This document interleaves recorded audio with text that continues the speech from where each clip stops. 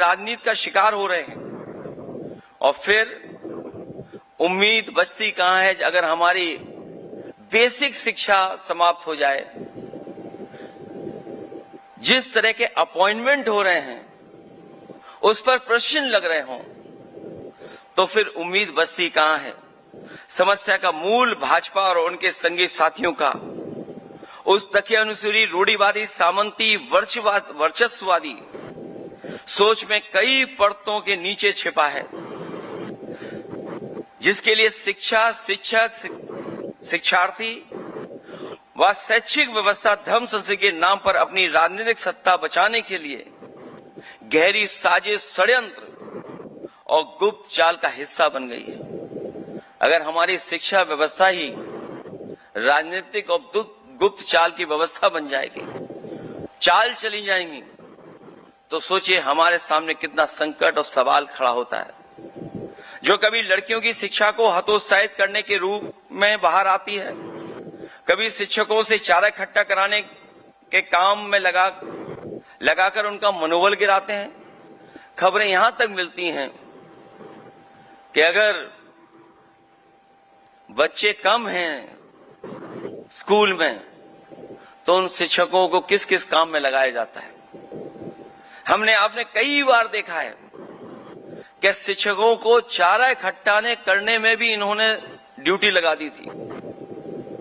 उनका मनोबल गिराने के लिए कभी पाठ्यक्रम बदलते हैं, शिक्षा को मानव संसाधन नहीं मानने में, कभी यूनिफॉर्म के मुद्दे पर, कभी विभिन्न परीक्षाओं में जातिवादी प्रश्न पूछने पर।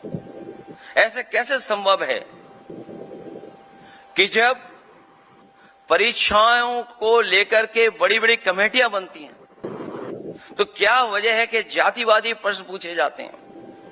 जरा सोचिए उस 6 साल की बच्ची के बारे में जिसे 3 किलोमीटर पैदल चल करके स्कूल जाना पड़े क्योंकि गांव का प्राइमरी स्कूल मर्जर के नाम पर बंद कर दिया जाए।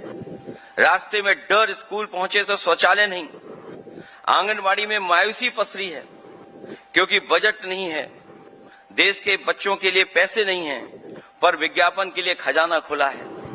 अगर हम बजट देखें, जिस तरीके से विज्ञापन में खर्च किया जाता है, नहीं बचा जिस विभाग से कटौती कर करके विज्ञापनों पर पैसा न खर्च किया जाता हो। केवल ये, बल्कि हम समय समय पर देखते हैं कि हमारे शिक्षकों पे किस किस तरह का दबाव डाला जाता है। टीचर्स को गैर शैक्षिक कार्यों में लगाने और उनके ऊपर अनावश्यक दबाव डालने से उनकी शिक्षा देने की योग्यता पर नकारात्मक प्रभाव पड़ रहा है। जिस मास्टर जी का हम भगवान का दर्जा देते हैं, आज वो बीएलओ बनकर घर घर घूम रहा है। कभी जनगणना, कभी पशु गणना, कभी चारा इकट्ठा करना उसका फरमान आ जाता है। साल में 90 दिन वो बच्चों को नहीं, रजिस्टर को देखता है। फिर कहते हैं कि क्वालिटी क्यों नहीं है। जब गुरु का मनोबल ही तोड़ देंगे तो शिष्य का भविष्य क्या बचेगा।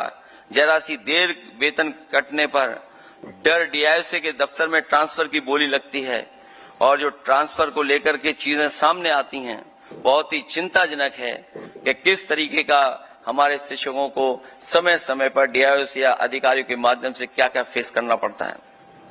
और वर्तमान सरकार